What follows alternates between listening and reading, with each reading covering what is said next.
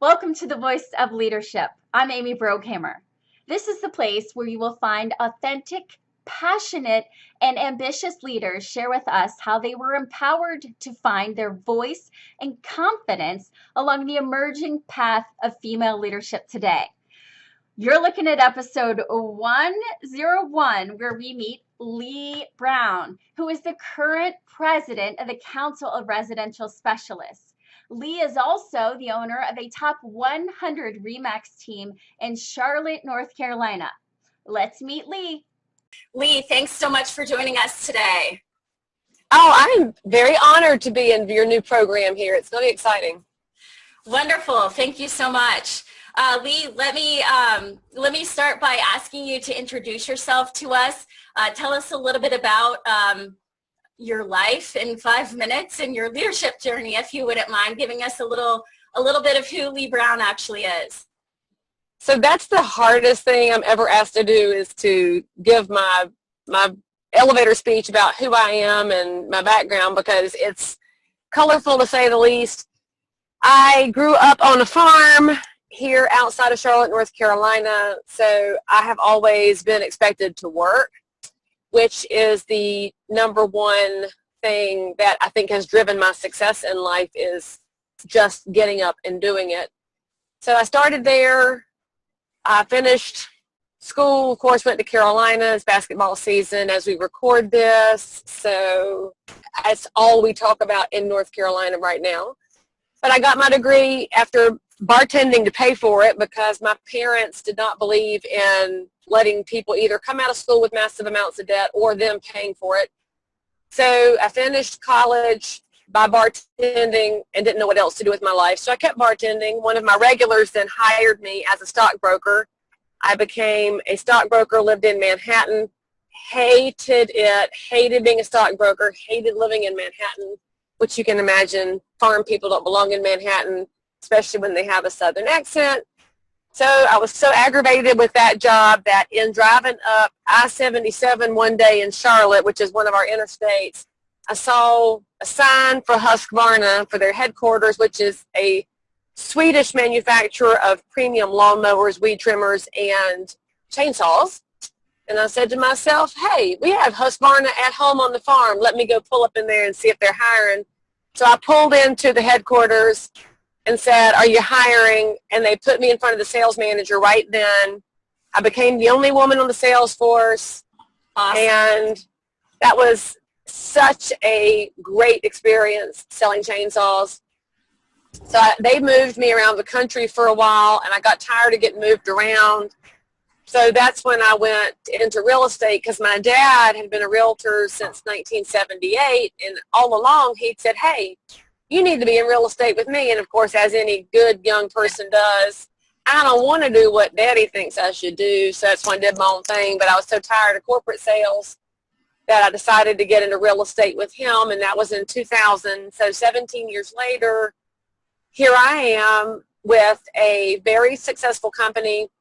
I have sold 2 companies in the process of this, both of which were profitable, and I now have I've got a business partner in the RE/MAX franchise that we own. We own 12 offices right now. We just purchased 2 more offices, and he's the majority owner. I stay the minority owner so that I can pursue my second business, which is my speaking and training business.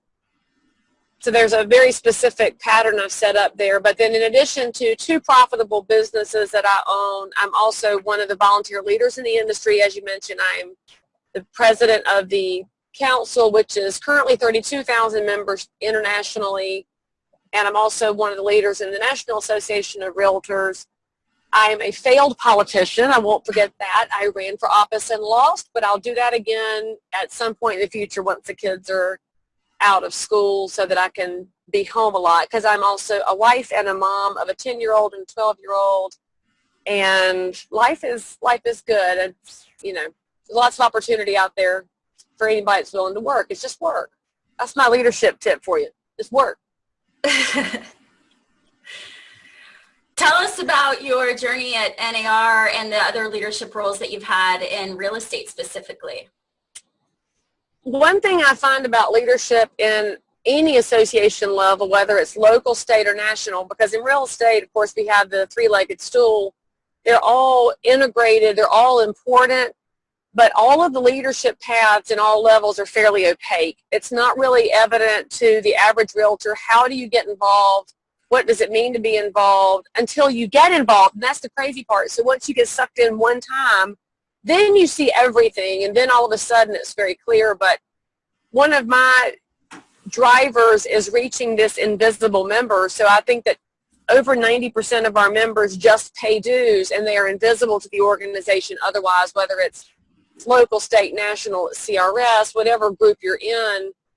We have to reach that invisible member because they don't even know that this path exists. So once you get into it, then you start to see, holy crap, our organization, our profession is the world's largest grassroots organization.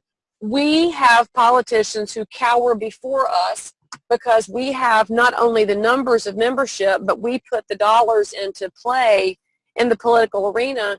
And I had a call this morning with a local government affairs director talking about some legislation that we stopped before it hit the floor. So we're working on offense as well as defense. I mean, it's huge, the opportunity you have to be a leader in the industry once you find out what's going on. But I wasn't involved in any of this until 2009. I was just focused on selling houses. So I have people who want to know, why are people not engaged? Why aren't realtors doing it? Well, you don't make any money as a volunteer leader. You're working for free. And so it's volunteer work. You're not getting paid for it. I'm not being paid a salary as the president of CRS. I'm just investing those hours back into realtors and into our profession because I believe in it. But until I got started in this, I just wanted to sell houses. My heroes were selling 500 and 600 houses a year. I wanted to be like them. And that crowd, for the most part, those top producers who are banging it out, they are not spending their time in leadership. So I feel like I'm a little bit of a rare breed in that I'm a top producer as far as it goes with sales, but also spending the time invested in leadership. Absolutely. And it's a hard thing to juggle. If you're a top producer, you're doing a lot of business, you got a big team, you got to manage that team. But it sounds like, you created a situation where you've got a partner that can help you with that, and then you can go out and do some other things that you want to do at the same time. And you got to set that up for yourself and think forward of how you're going to do that so that you can be involved. You mentioned in 2009, that's when you started getting into leadership. What did that look like? How did it start? What was your gateway to leadership in real estate? I got a phone call from somebody down at my local board who told me to give money for RPAC. So it's very interesting to me that we have a lot of amazing people in our industry who've just never been asked. And I'm a go-getter. I'm a very direct, driven person. But even so, because I was focused on sales and making money, I still had to be asked. So when they called and asked me to give $99, at the time I was making over $500,000 a year. I mean, I could give you $99, no problem. So I wrote the check, and once I wrote the check, I found myself on the Government Affairs Committee because I love politics. I've always enjoyed it. But as a producing realtor who was making a lot of money, selling a lot of houses, I didn't even know what was happening in our industry on the advocacy side because I wasn't paying attention to that. It didn't matter to me. I was only focused on transactions and commission dollars. So I was exposed to the fact that we had a Government Affairs Committee, and I wound up in there. And then my path is not the average path. Most realtors who do leadership in our industry do all the local committees, and then become local president, and then you go to the state committees, and you become state president, and then you go to the national level. I went completely on my own path, not because I don't like the path that exists. I just didn't pay any attention to it because I don't really care what somebody else's rules are. And I went national before I did local. So I did local government affairs, but then I blew it up because I could see where my efforts were needed. So it was just that first phone call that said write a check. And it's now my job And it's also the job of every single person who knows what the organization does to ask somebody else to write a check and to show up down at the board, because we don't ask each other enough. Leigh, in the event that there's some people watching this that aren't real estate focused, can you give us a brief description of what your check that you're asking them to write goes towards for consumers? So if you're a consumer watching this, you may not know that as realtors, there's two different kinds of realtors. There's the one who is only about MLS, signs in yards, selling more houses. They're the ones you see on Facebook who are only out for business. And then there's what I call the complete realtor. That's the realtor who is hashtag more than houses. That's the hashtag I use, and you'll see those realtors use it. That's the realtor who understands that their role is that of more than commission dollars, more than transactions, and it's that of being the true advocate for property rights. So when I'm talking about the Realtor Party, the Realtor Political Action Committee, we call it RPAC, that is the realtor who understands that without private property rights, without an industry that is made up of entrepreneurs who can conduct their business the way they see fit, then real estate doesn't exist. So that complete realtor is investing in you, the consumer, so that you can buy and sell property the way that you want to, and investing in us as realtors so that we can build businesses that are completely different than anybody else's business, because realtors, as renegade entrepreneurs, have this opportunity to provide to the consumer exactly what they want. Because I'm not the realtor for everybody, Amy's not the realtor for everybody, but the consumers who want a high-level professional experience and they're willing to pay for it, they want us. But the consumer who wants that Walmart experience, I don't want any frills, don't need very much, that exists too, and that's very important. So we're working to preserve all the business models for all the realtors, and we're looking to preserve what matters on the property rights level. So it's a really big deal. And as realtors, we got to talk about it more.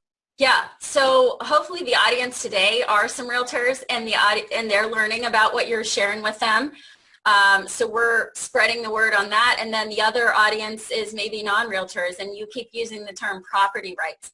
If I'm a consumer, I don't understand what that means to me. If I'm a young person that has, no understanding of what can be taken away from me, I mean, things like writing off the interest on the home. I mean, that's something that we're fighting for as realtors, to make sure that they can write off the interest against their income, correct? I mean, tell the consumer what we're getting them with the RPAC focus.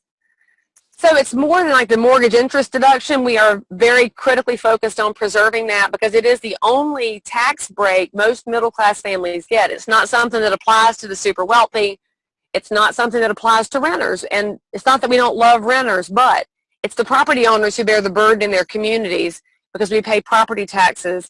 And the mortgage interest deduction is a way to take care of the people who are putting the money back into the world. So anytime you buy a house, the residual effect is estimated to be $65,000 into the economy outside of what you did with your house because of carpet and paint and visits to Lowe's and investing in your yard, the things that homeowners do that build up all the industries around us. So as realtors, we want to preserve that deduction because that allows you to invest in your community. Another thing that realtors fight for is things like school calendars. And so you might not realize this, but realtors know that in some communities, like coastal communities, all of their income comes in between June and August when the rest of the world's on summer vacation. If school calendars get affected by state legislatures, if they even move it 1 week, you could upend an entire economic balance. So realtors fight to make sure that our coastal communities are protected, which also means the resort property owners are protected. Realtors fight to preserve things like flood insurance. Now, maybe you don't live on a river or you're not in a hurricane zone, but flood insurance matters to you because floods happen all over the place, and the FEMA maps are drawn by the federal government, often without any real information. They're really just making stuff up for insurance premiums. We're looking to make sure that homeowners aren't hurt when they redraw maps. we're looking to make sure that an elderly person who's lived in the same house for 40 years and it's paid for but they're on fixed income, they're not all of a sudden drawn into some mysterious floodplain where it's never flooded, and now they're faced with thousands of dollars in flood insurance that they can't afford to pay. So we're watching out for those kinds of things. But when I talk about property rights on a very base level, I want you to think about countries like Venezuela and Russia and the places where property rights are not preserved. There are the communist and socialist governments have come in and swiped up the land that they want and the houses that they want. We in America have a very special opportunity to own our own property, and it's the only way some people ever save for retirement. Not everybody around the world has that right.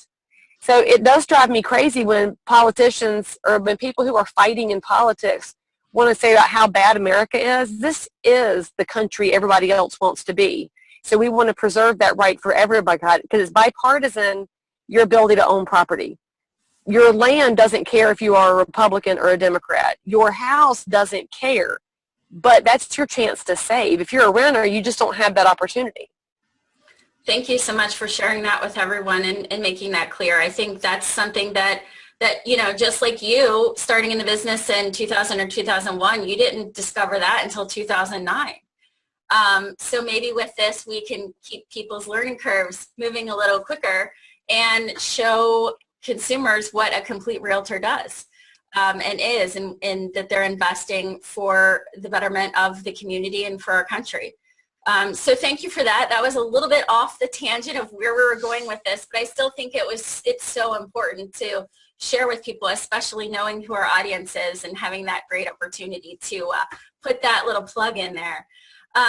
So getting back to the leadership conversation, can you tell me a little bit about what your parents taught you about leadership that you feel like helped you grow into the person that you are today? Let's see. Well, my parents were always working. My dad was an entrepreneur, and my mom worked in middle management. She actually started her own company later in life with some friends, but her personality type was not really her wheelhouse. But my dad had been an entrepreneur forever.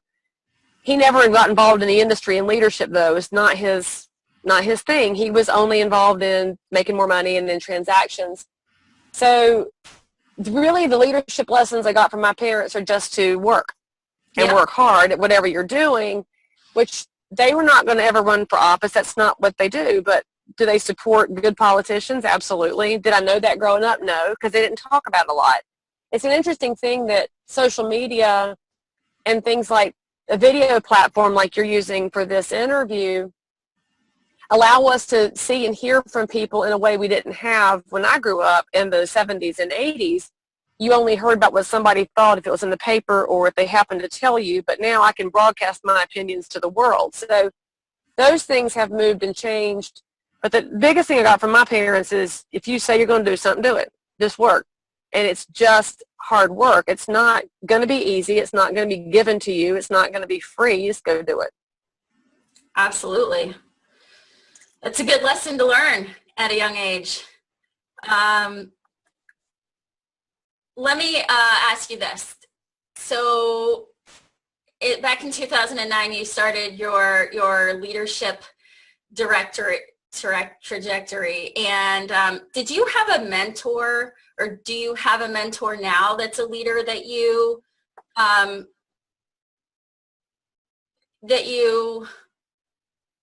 follow, or somebody that's guided you? Just asking from other perspective, like somebody like me, who learning from a leader that's gotten so far. Did you have a mentor that took you there? Did you do it on your own? I don't know that you'd ever do anything completely on your own. I mean, people are your mentors whether you've told them that or not. There's people that you watch. I didn't really have anybody in this industry that I was specifically being mentored by. There's a couple of people that I have followed. Probably the biggest person I followed in the industry was Howard Brinton, and he was, if anybody's newer to the game, the single best educator we ever had in the industry, charismatic, knew exactly how to draw other people in and make them feel valuable and important. But Howard was only on that transactional educational side. He wasn't involved in the political advocacy arena. So it's, I don't know, I don't fit many molds. So to think about myself as somebody for purposes of being mentored, I'm still always looking for somebody that's got something I want to emulate. But I find myself being more of a trailblazer than a trail follower. There's people that I pick up bits of information from. There's people that I highly respect. It's people that I love, but nobody else has done the path that I'm on. So it falls on me to make things happen. I'd say probably more than anything, the mentors that I lean into are helping me learn how to curb my tongue a little bit, because I've got a very big mouth with no filter, which is a benefit and a curse. Fair enough. Who inspires you? Oh, God, Jesus. I lean into my faith more than anything else if I need to get inspired, because I don't get inspired by a lot of this crap rolling around on the internet right now, especially the way women are drawing a battle line between themselves and men is completely unproductive. I don't see my benefits and my passion and my leadership as coming from being a woman. It comes from the person that I am, not the gender that I'm assigned to or that I've got. But I don't know. I get inspired by the idea that other people need me to be out there. I mean, and that sounds really arrogant, but where I am right now, a lot of people are following me. And whether they should or they shouldn't, that's their business. That's their choice. I mean, but because people are looking to hear my voice, it helps me keep going, because I know that they need me. So I can't stop. But I hate for that to sound the way it sounds, because I hear it come out of my mouth and it sounds really, really self-centered, but not meant that way. But you do hit that point in life, though. If you find out that people are following you, you have to keep going. And actually, I found out that when I started training for my first marathon, which was, I ran a marathon because I had said that if I lost in the primary, I would run a marathon. And I said that because I didn't think I'd lose, and then I lost, and I'm like, oh, shit, I have to run a marathon now. And so I was posting all my runs, and I found out later, after I finished it, months later, how many people were watching my journey and had been inspired to go run or to walk or to do something because they were watching me suffer through it. And that was a big lesson for me, because I don't know that I've always paid attention that people are watching, which actually that's a very good leadership skill anybody needs to learn, is that even if you don't think you're being watched, somebody somewhere is watching you. And I know that it holds me to a personal higher standard now, which is blessing and a curse. Everything's got two sides to it. It's easier in life when you're not under the microscope, but sometimes you have to be willing to go under the microscope for the benefit of others. Yeah. Well, we appreciate that.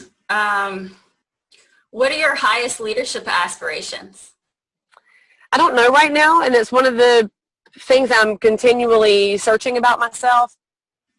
There's a lot of people that, oh, you're going to be the next president of NAR. Well, I don't know if that's the path I belong on, and there's pros and cons to that path.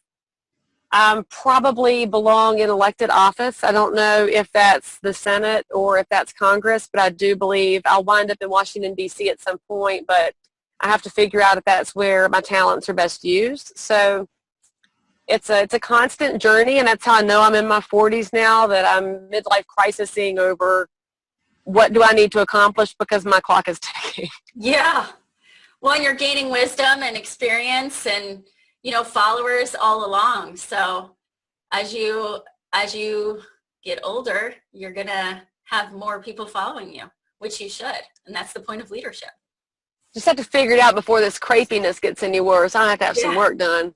Starting to get aggravated by the crow's feet and the crepe.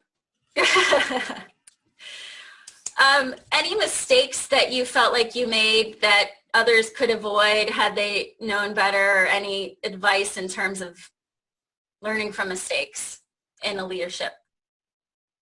Well, I guess one of my things that I offer to the world, which has made me somewhat popular, but also has caused me to have a lot of detractors, is just that I'm very, very blunt. And I do have salty language. I'm not afraid to cuss, but I catch a lot of flack for that. And I'm constantly struggling with the fact that a lot of my followers who appreciate me love that my language is their language. But I also know that there are people who are put off by any salty language at all. So I'm always trying to figure out, do I let go of the saltiness, which is who I am, so that I can reach everybody, or do I say, screw y'all, I'm just going to be kind of tacky over here for this crowd?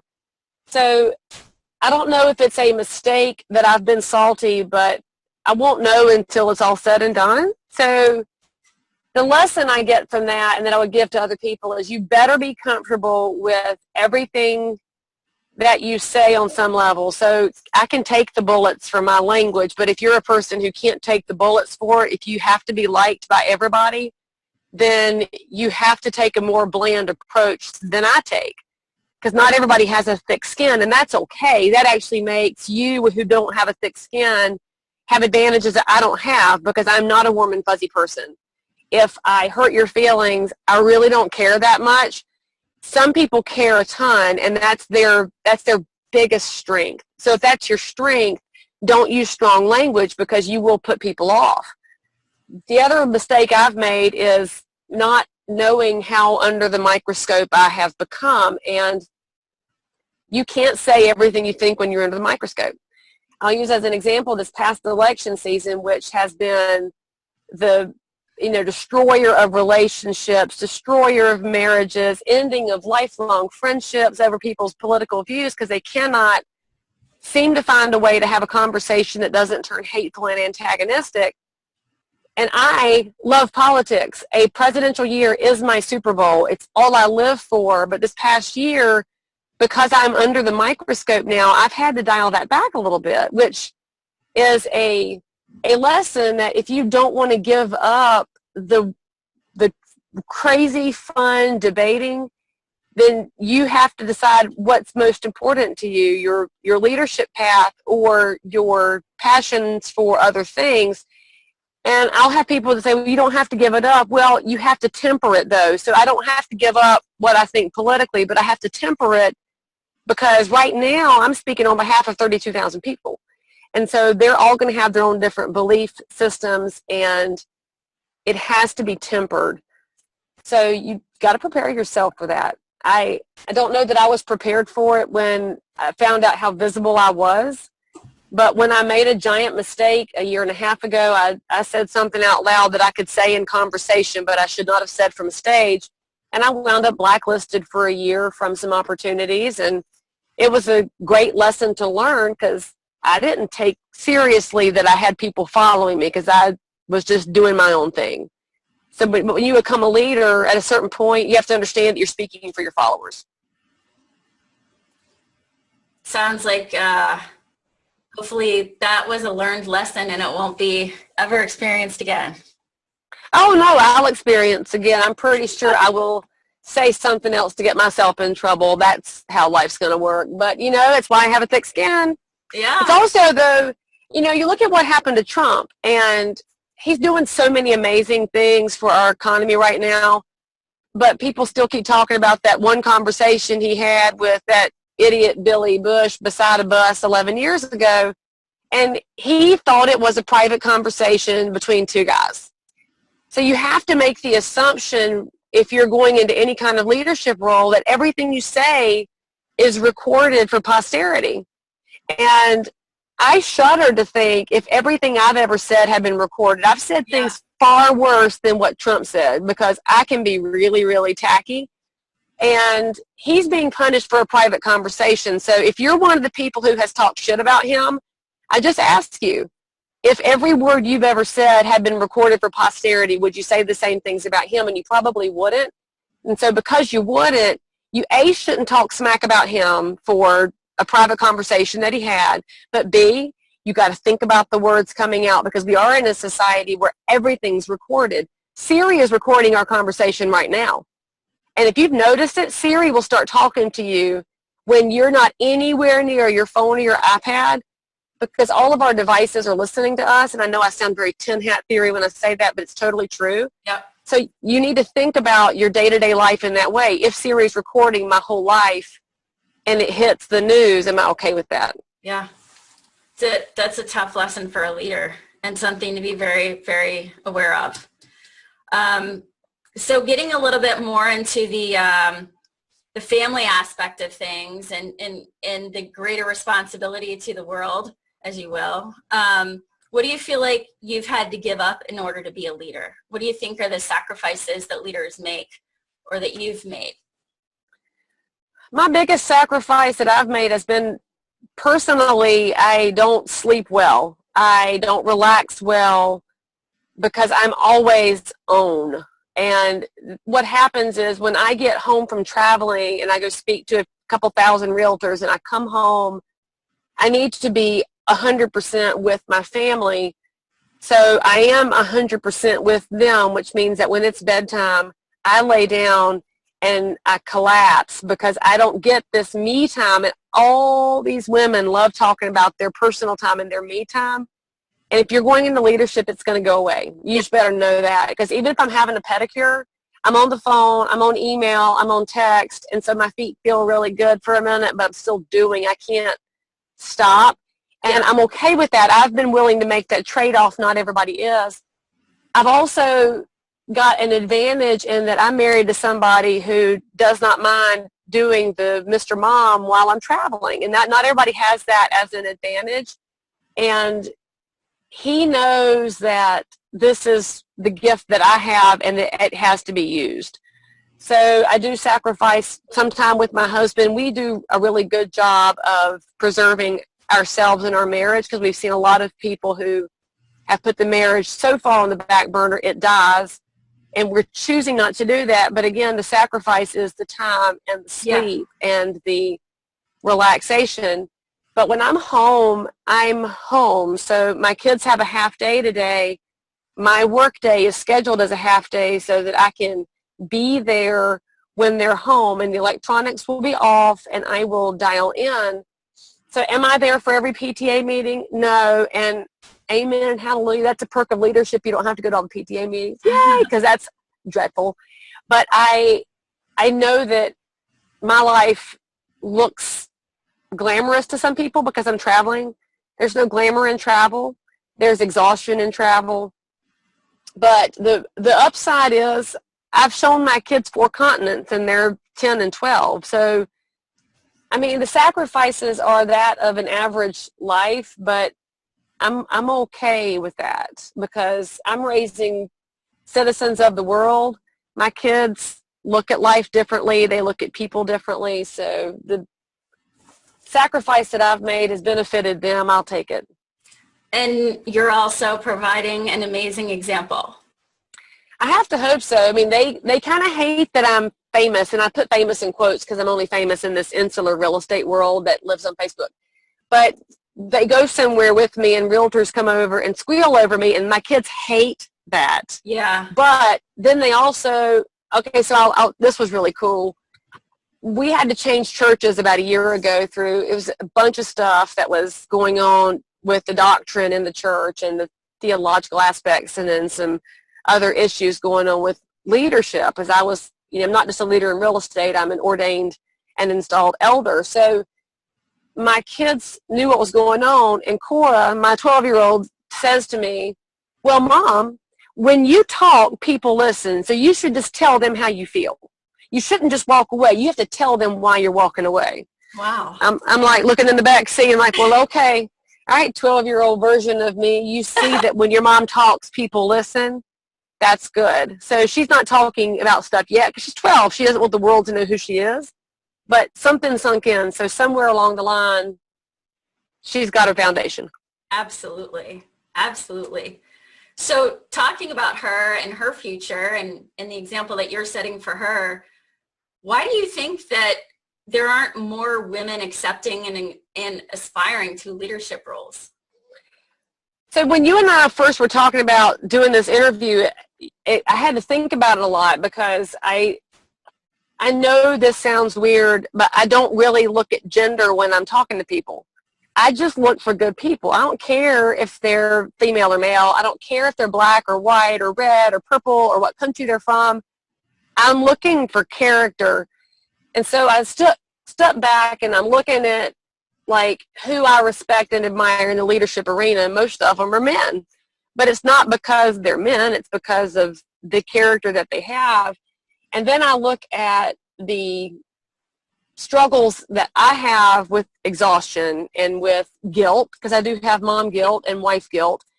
I think more women don't do what I'm doing because, A, they don't have a thick skin. And we don't necessarily raise people right now to have a thick skin at all. We've raised a whole generation of damn snowflakes who couldn't even handle losing an election. And so their candidate didn't win, and they're all wanting to throw their hands up and quit. How in the hell are they going to lead anything? Because you can't be a leader if you can't take somebody throwing arrows at you. It just doesn't happen because you're not going to be right all the time. And if you're going to be a leader, you have to speak up. When you speak up, some people will agree and some will disagree, because if everybody agrees with you, you didn't go far enough. That's not leadership. Leadership goes a little bit further. So I think that, A, we don't have enough women with thick skins who are willing to take it. Yeah. So right now, everybody who's got little people had sure the hell better stop and look at how you're teaching them to suck it up. My kids know that if they fall down and get hurt, I'm going to say, is there any blood falling out? And if there's no blood falling out, suck it up, buttercup. I don't coddle, because the world's not going to coddle anybody anymore. And we've got an entire generation coming up right now that has been nothing but coddled. So have we raised the next generation of leaders? That's the first question we have to ask ourselves. And the second thing is, I don't think most women are willing to be away from their kids and their husbands at the ages that mine are. You look at most of the women leaders we have in the industry, the notable exception being Elizabeth Mendenhall. I'm so excited that we have such a young female president of the National Association coming up next year. And I look at what she has sacrificed to be in that kind of a high-profile, high-visibility role, and she's not saddled with mommy guilt. So has that been an advantage to her rising up in the industry? Only Elizabeth can answer that, because I'm not going to dig at her personal life, because, frankly, that's none of my business. I don't dig at people's personal lives because I just look at the character and the strength that they bring to a role. But I know that I experience mommy guilt every time I travel. And my kids know that I travel and they're cool with it, and my husband's cool with it. How does a woman who doesn't have kids that are cool with it and a husband who supports her get through that mommy guilt? She doesn't. She just stays home. And the third thing I consider is that there's no money in this volunteer stuff. I mean, I get agent referrals, and I'm so grateful for agents from around the country and around the world who send me their Charlotte, North Carolina business. Like you, we love helping your Cincinnati people. And you also know that I've surrounded myself with agents that are better than I am at real estate. And so you know that you've talked to my buyer agent, Amy, because Amy's freaking rock star in her own right. She chooses to work with me because she sees a lot of benefits in that role. So I'm able to keep my business going. But for the other realtor out there who says, I could sell 20 more houses at an average commission of $8,000 a house, I'd be giving up $160,000 to do volunteer work for free. I think women might be better at math than men. Because I honestly think that's the number one reason that women aren't doing the volunteer roles. They'd rather just crank it out, make money, support their family, stockpile it, and not have to go through the mommy guilt. We already have mommy guilt. I hate that phrase, but it's a very common phrase. Yeah. You already have guilt. You're in Cincinnati. You're not traveling all over the world except when you do your conventions and conferences. You already feel the guilt being away from your husband and kids when you have a night listing appointment or you show property all day on Saturday, and you are actually one of the better ones at balancing. So I think they just say, you know what, I can only take so much guilt and I'm not going to put up with it. It's just my theory. I don't think it's because there's any ceilings. I've never had anybody put me down or look at me differently because I'm a woman. Right. And I think there's just women are choosing not to screw with it. You know what, Leigh? I would agree 100% with you. And until, you know, the last year, I never experienced any issues with being a female, ever. Because I've always worked in an industry where your performance is how you're... It's yours. Yeah. And so if you want to be well regarded, if you want to make more money, you just work harder, you work smarter, you do more. No one can limit me as a female in real estate. I cannot be held down. Previous to this, just like you, in corporate America, I was a pharmaceutical rep, and my head was hitting that ceiling, banging on it. And there was no more money to pay me, and there was no more, there were no more promotions that I could take, nor did I want them. And so, you know, just like you, my mom was a realtor, and she said, you need to get into real estate. And I said, no, I can do something better, you know, whatever. And then I have a degree. I don't have to do this. I went to college. And finally my head kept hitting the ceiling, and she's like, listen, man, you could double your income if you work like this in real estate. And, you know, there are no limitations to performance-based compensation. And so just like you say, I never see that or feel that, but definitely other people do in other industries that aren't performance-based. And I've seen it in local leadership, in, you know, outside of real estate. And I started to be aware of it in other aspects of my life. And I was shocked because I just live in this bubble where it's performance-based compensation and realtor days every day. And once you start to look around, you realize that, you know, there aren't very many women leaders to look up to. There aren't many people to model themselves after. And so when you said that you took that, the journey with your marathon, I was one of those people that bought running shoes and tried to go out there and run because I said, if Leigh Brown can do it, I can do it. And to be honest with you, you're on my vision board. So I look up to you very much, and you're an inspiration and a role model to me. And I want you to know that. And there aren't a ton of people that are relatable and authentic. And I really appreciate your authenticity. It's really important to me, and your vulnerability and your very direct way that you respond to people. I don't know that I'm that direct. I'm definitely direct, but I appreciate it, and I learn a lot from it. And I just want you to know that you're making a big impact. Thank you. I will say, though, you know, considering all of that, we, as the direct women who are visible in our industry, we have a responsibility to help other people find their voices. Now, every voice shouldn't sound like mine. That would be a dreadfully boring world. Every voice shouldn't sound like yours. But we need to be building a culture that's not tearing people down all the time for disagreement. And if you want to see women rise up, we should teach them that they can be different than us without attacking each other. Because I really think the fact that we have thin skins is why women don't show their authentic voices. They don't want to have people talk crap about them. They don't want to be trashed. You know, the things people say to me in private messages and in secret are hateful. We need to be training other people to either not be hateful or to tune it out, but I don't know that people know how to tune out hatefulness, so we need to just stop saying it. And if you disagree with somebody online, whether you're in a realtor group or any other Facebook group or in a mom group, you got to stop trolling and being hateful. This is not you, Amy. This is you, the world. Right. Because this is the reason you don't see leaders you like. It's because you celebrated tearing down the good people, and the good people walk away. Right. Look at politics. What if Colin Powell ran for president? That man would have won both sides of the aisle in a landslide, and his wife didn't want him to run because she didn't want him to get eaten up and spit out. Yeah. Well, that's our fault as citizens of the world. We were the ones chewing up and spitting out. We support the media that trashes people, and so that's how you wind up without great people in leadership roles. So we need to be respectfully disagreeing, but more in the line of building people up if we want good leaders. Thank you for saying that. How do you believe we need to work on building women up? Stop talking shit about each other. I mean, men don't do what we do. That's Think what about, we can stop doing. What can we do? but that's the doing. The doing is the stopping talking shit. Think about your middle school years. Who had the cliques? Was it boys or girls? It's girls. Who has the cliques in high school? Is it boys or girls? It's girls, because the boys just kind of roll around with each other. They kind of hang out in groups. But the women, they grow claws, and you're in or you're out. So I'm trying to teach my daughter that it doesn't matter what other people think about you. And I'm kind of glad you're not in the in crowd, because they're peaking way too early. I did not peak in middle school. You don't want to peak in middle school either.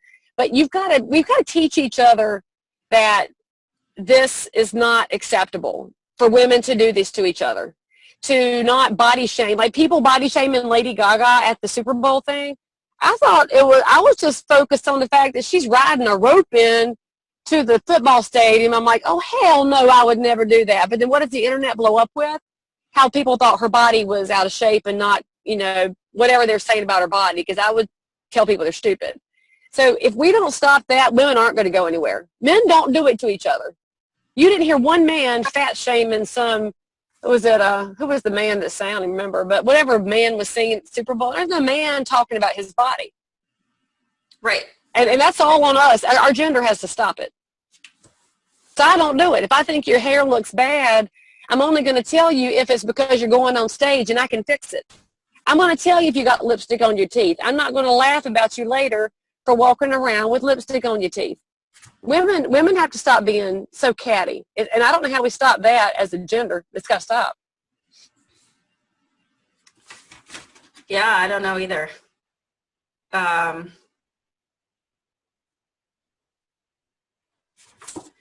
Well, let me ask you this. I want to talk a little bit about gratitude before we sign off here, and want to thank you for your time and all of your candid thoughts. And hopefully everybody that's watched today learned something valuable or got a tidbit or some information, an idea, a tool that they can use. So thank you. And it's our turn to pay that gratitude forward to you, Leigh. So let me ask you, I know that you've got pet projects. I know that you've got things going on that you believe in and that you want support for. And just like you said, stop tearing people down. Well, we want to build you up. So what can we do for you? Give us one simple way that we can help you. Oh, so if you're a realtor listening to this, you help me when you use the hashtag more than houses, which is, if you didn't if you're an older listener, hashtags don't belong to anybody. They belong to the world. But if you use hashtag more than houses when you do something in your community that's not related to a sign in a yard. So maybe you are a Keller Williams agent and you did that Red Cares Day where y'all go out and blow up your communities with cool stuff. If you use hashtag more than houses, consumers will see that those realtors were doing something besides making money. Yeah. And maybe you're a realtor who goes to the school board meeting, which means you're one of 8 people there. You talk about having an impact. You can have a huge impact at the places nobody else will go, town hall meetings, school board meetings, zoning meetings. And you talk about that in your social networks and you use hashtag more than houses. Every time a realtor uses that hashtag, it helps the consumer understand that those complete realtors are in every single community. So the way that helps me is that when real estate is better in Cincinnati, Ohio, and when real estate is better in Manhattan, and when real estate is better in Silicon Valley, it's also better in Charlotte, North Carolina, because we're all painted with the same broad brush. So we can actually work together on a grassroots level of showing people what that complete realtor looks like, which also benefits the other thing I was saying, where if we would stop talking shit about each other, we would do better. So if instead of thinking about how somebody did something wrong, we showcase what's going on that's right, the positive talk will leave no room for negative talk in the marketplace. And that's how we change our industry, which changes life for every consumer that we touch. Well, that's right. Absolutely. Episode 101. So down in the comments of this video, we're going to make sure that we put hashtag more than houses. Leigh's also the author of a book called Outrageous Authenticity, which is in my other office, so I don't have a copy to show you, but I'm going to link to that as well. And any other resources that I happen to think of that we discussed, I'll certainly add those here as well. As we move forward with that's all I have for today. I really appreciate your time. Page. It's called. It's an honor to be on this new project of yours. It'll be exciting to see what comes of it. Page, which you can find by looking up Amy Broghamer. Thank you so much for your time today, and we look forward to seeing you in the future.